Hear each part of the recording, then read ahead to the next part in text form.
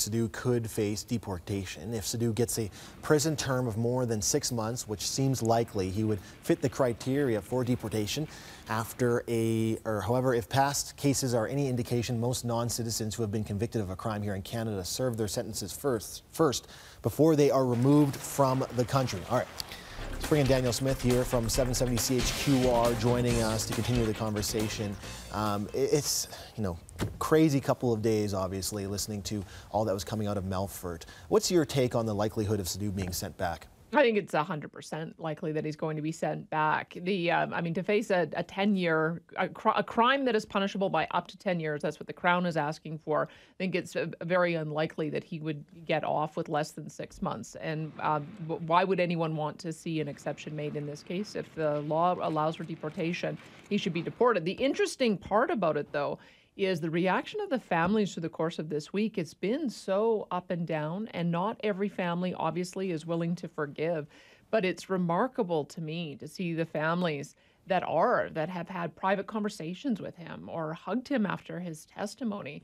You wouldn't think that with the raw emotion these families must be feeling after the deaths of their loved ones such a short time ago, when you think about it, that they're already willing to acknowledge it was an accident, he took responsibility, and move on to forgiveness. That I think is really quite a testament to how unusual this case is.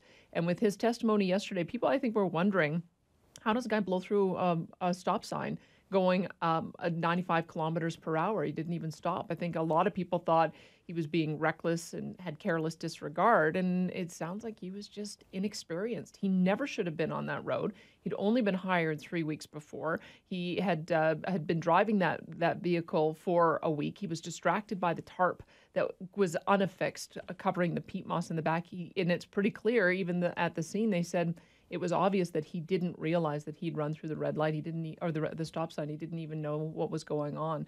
So all of those factors, I don't know if that's going to change anybody's view on this. I mean, some people just say he killed 13 people, throw the book at him. Others, I think, are in a mood to be forgiving and hope that he's learned something and can go on and make something of his life, having taken so many. So we're going to talk a little bit about that today. I want to see if we can get Raj Sharma on, immigration lawyer, to tell us the legalities of the deportation, as well as get our audience to weigh in on what they think the fair punishment would be. Because if he's going to face deportation, do you go for a lower sentence and then get him out of the country faster? Do you go a longer sentence so he serves a full 10 years and then get him back to India after that? I think that's going to be an interesting series of things that the judge has to weigh until we find out on March 22nd. Yeah, some important points there, and so many unfortunate tangents to this whole situation. All right, Danielle Smith, thanks so much. Your show gets going at 9:30. Have a good one.